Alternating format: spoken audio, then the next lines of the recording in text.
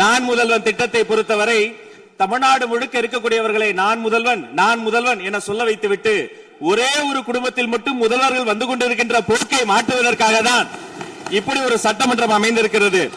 ஒரு செய்தி விளம்பரத்துறை அமைச்சர் என்ற முறையில் இந்த மாமன்றத்தில் மதிப்பிற்குரிய எதிர்க்கட்சி தலைவர் அவர்கள் சொன்ன சில செய்திகளுக்கு சில வரி விளக்கங்களை உங்கள் மூலமாக வழங்க விரும்புகிறேன்.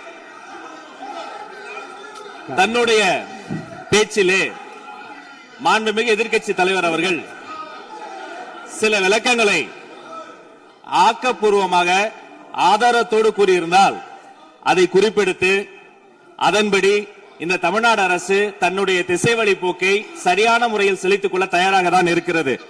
நான் முதல்வன் திட்டத்தை முடக்குவதற்கோ மாற்றுவதற்கோ எங்களுக்கு எந்த திட்டமும் இல்லை. ஆனால் சில விஷயங்களை தெளிவுபடுத்த வேண்டும்.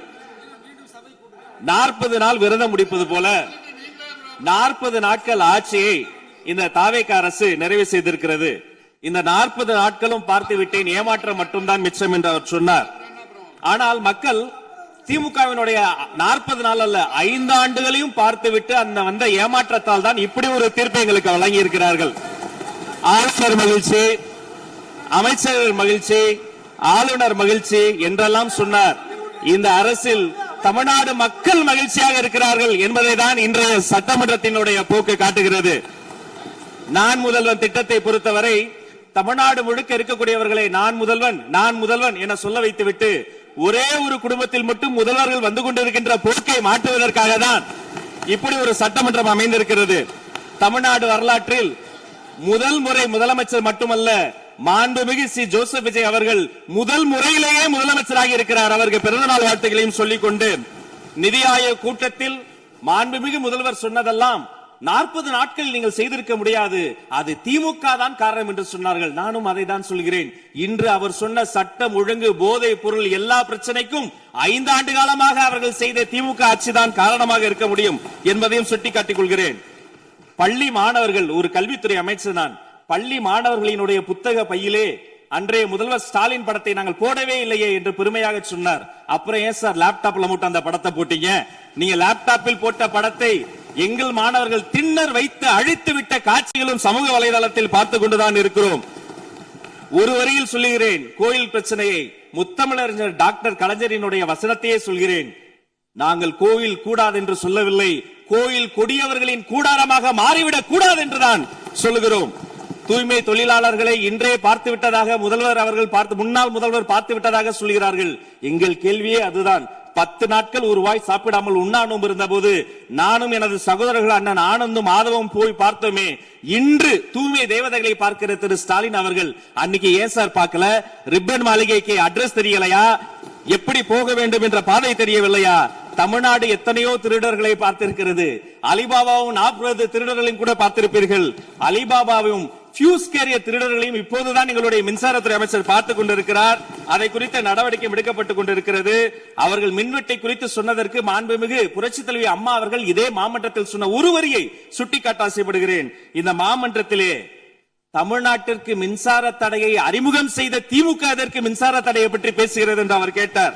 கலைஞர் வண்ண தொலைக்காட்சி கொடுத்தார்கள், அந்த நாட்களை பார்க்க முடியாது. கலைஞர் வண்ண தொலைக்காட்சி கரண்ட் இல்லாம கருப்பு வெள்ளையா பிளாக் அண்ட் ஒயிட்டாவே போன அந்த காலங்களை எல்லாம் மறந்துவிட்டு ஆதாரம் இல்லாமல் உண்மைக்கு புறமான செய்திகளை மாமன்றத்தில் அவர்கள் சொல்வதை இதோடு நிறுத்திக் கொள்ள வேண்டும். நேரலையை குறித்து கேட்டார்கள். எனக்கு ஆச்சரியமாக இருக்கிறது.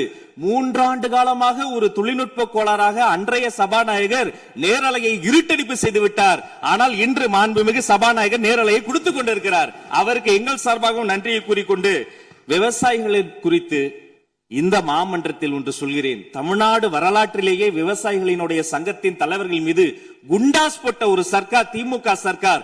ஆனால் அவர்கள் கண்ணீரை போக்க நாங்கள் போராடி கொண்டிருக்கிறோம். அரசு பள்ளிகளில் எந்த கட்சிக்காரர்களும், அது தாவேகாரர்களாக இருந்தாலும் சரி, பள்ளி மாணவர்களை தொந்தரவு செய்யாதீர்கள் என்று சொன்னதோடு மட்டுமல்ல, பெருமையோடு சொல்கிறேன், எங்கள் கட்சியினுடைய ஒன்றிய செயலாளர் அரசு பள்ளியில் சென்று ரீல்ஸ் எடுத்ததற்காக நேற்றைய தினம் கட்சியை விட்டு நீக்கியிருக்கிறார் என்னுடைய பொதுச் செயலாளர். சட்டம் ஒழுங்கு பிரச்சனை பற்றி பேசுகிறவர்களுக்கு அண்ணா பல்கலைக்கழகம் நினைவுக்கு வரவில்லையா? அண்ணா நகரில் பெத்த பிள்ளைக்கு கொடுமை நடந்ததற்கு கம்ப்ளைண்ட் கொடுக்க வந்த அப்பா அம்மா மீதே அடித்து துன்புறுத்தியது நினைவுக்கு வரவில்லையா? யார் அந்த மேலிடம் என்று கேட்பவர்களுக்கு யார் அந்த சார் என்பது நினைவுக்கு வரவில்லையா என்பதை உங்கள் மூலமாக நான் கேட்டுக்கொள்கிறேன். இடையில் ஆங்கிலத்தில் ஒரு விஷயம் சொன்னார், to remain silent. I want to quote Walter. I may not agree with what you are saying, but I am ready to give my life to defend your right to say it. எதிர்க்கட்சிகளினுடைய கருத்துகளையும் அரவணைக்கக்கூடிய மாமனிதர் இந்த மன்றத்தில் முதல்வராக உட்கார்ந்து கொண்டிருக்கிறார். ஆக்கப்பூர்வமான விமர்சனங்களை சொல்வீர்கள் என்று பார்த்தால் திரும்ப திரும்ப அரசியல் விமர்சனங்களை மட்டுமே சொல்லிக் கொண்டிருக்கிறீர்கள். இந்த சோஃபா கதையை எண்ணிக்கை விட போகிறார்கள். எங்கள் தலைவர் சினிமாவை விட்டாலும் அவர்கள் அட்லி என்கிறார்கள், புஷ்பா என்கிறார்கள், ஜுராசிக் பார்க் என்பார்கள் போல் இருக்கிறது. நான் ஒன்று சொல்லிக் கொள்கிறேன், அந்த சோஃபா அவர்கள் வாங்கியது, அவர்களினுடைய வசதி கருத்து வாங்கியது. மதிப்பிற்குரிய அண்ணன்களை நீங்கள் சிறுமைப்படுத்தக் கூடாது. ஆனால் ஒன்று உறுதி, எந்த காரணம் கொண்டும் பார்க்க வருகிற கூட்டணி தலைவர்களுக்கு மட்டும் பிளாஸ்டிக் சேர் போட்டதை போல சிறுமைப்படுத்தக்கூடிய கட்சி தமிழக வெற்றி கழகம் இல்லை என்பதையும் நேரத்தில் நான் தெரிவித்துக் கொள்கிறேன். சிங்க பெண்களை குறித்து அன்றே விழிவாக தெளிவாக அழகாக நான் கூறிவிட்டேன். சிங்க பெண்கள் இந்த நாட்டினுடைய தமிழ்நாடு அரசினுடைய பொக்கிஷம். அவர்களை குறித்து மீண்டும் மீண்டும் இப்படி சிறுமைப்படுத்தி பேசியதற்காக மாண்புமிகு பேரவைத் தலைவர்கள் அதை கண்டிக்க வேண்டும். சிங்க பெண்களை குறித்து இனி யாராவது தவறாக பேசினால் அதை அனுமதிக்க கூடாது. இப்படி தவறாக பேசியதற்காக அவர்கள் மன்னிப்பு கேட்க வேண்டும் என்று தமிழக வெற்றி கழகத்தினுடைய அரசு சார்பில் கேட்டுக்கொள்கிறேன். வாக்குறுதிகளை பற்றியெல்லாம் பேசினார்கள். பொதுவாக வாக்குறுதிகள் சர்வதேச அளவில் பொலிட்டிக்கல் பினாமினல் எப்படி உருவாகிறது? ஒரு பிரச்சனை, அந்த பிரச்சனைக்கான ஒரு சொல்யூஷன்ஸ், அதை எந்த பொலிட்டிக்கல் இன்டர்ஃபரன்ஸ் இல்லாமல் செயல்படுத்தக்கூடிய ஒரு செயல்முறை, பின்பு வரக்கூடிய அந்த வெற்றியை ரோடு போடுவோம் என்று சொல்லி ரோடு போட்டதை காண்பித்து எக்ஸிபிட் செய்து அவர்கள் முன்னோக்கி செல்வார்கள். ஆனா இங்க பொறுத்த வரைக்கும் நாம தமிழ்நாட்டில் இதுவரைக்கும் ஆண்டவர்கள் பிரச்சனையை ஐடென்டிஃபை பண்ணி சொல்லவே மாட்டாங்க. ஏன் தெரியுமா? அந்த பிரச்சனையே அவங்கதான், அவங்களே அவங்களை ஐடென்டிஃபை பண்ணி எப்படி சொல்ல முடியும்? சரி, அதுக்கு பாசிபிள் சொல்யூஷன் சொல்லி பொலிட்டிக்கல் இன்டர்ஃபரன்ஸ் இல்லாம அதை செயல்படுத்த முடியுமா?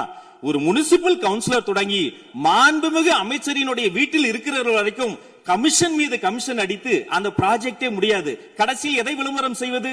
அந்த திட்டத்தினுடைய வெற்றியையா? எதை விளம்பரம் செய்வது என்றே தெரியாமல் தங்கள் தலைவரை, அதுவும் ஒரு குடும்பத்தை மட்டுமே வெறித்தனமாக விளம்பரம் செய்து செய்தி விளம்பரத்துறையின் கஜானாவை துடைத்து வைத்து சென்றிருக்கிறார்கள் என்பதையும் இந்த மாவட்டத்துக்கு தெரியப்படுத்த நான் கடமைப்பட்டிருக்கிறேன். இன்னும் ஒவ்வொரு வரியிலும் ஆக்கப்பூர்வமாக அறிவியல் பூர்வமாக எதையாவது சொல்வார்களும் நான் தேடி தேடி பார்த்தேன். அவராக 40 நாட்கள் தேடி பார்த்து ஏமாற்றம் அடைந்தார். நான் 40 நிமிடத்திலேயே ஏமாற்றம் அடைந்து விட்டேன். இதை சொல்ல வேண்டும் என்று சொன்னால் ஒரு நகைச்சுவை காட்சியில் சொல்வதை போல அதுல ஒண்ணுமே இல்ல, கீழே போட்டுருங்க. நன்றி சட்டப்பேரவை தலைவர் அவர்களே. எதிர்க்கட்சி தலைவரால் கூறப்பட்ட குற்றச்சாட்டுகளுக்கு மாண்புமிகு பள்ளி கல்வித்துறை அமைச்சர் அவர்கள் அவர் ஏற்புடைய வகையில் இங்கே பதிலளித்திருக்கிறார். பேரவையின் இன்றைய நிகழ்ச்சி இத்துடன் முடிவுற்றன.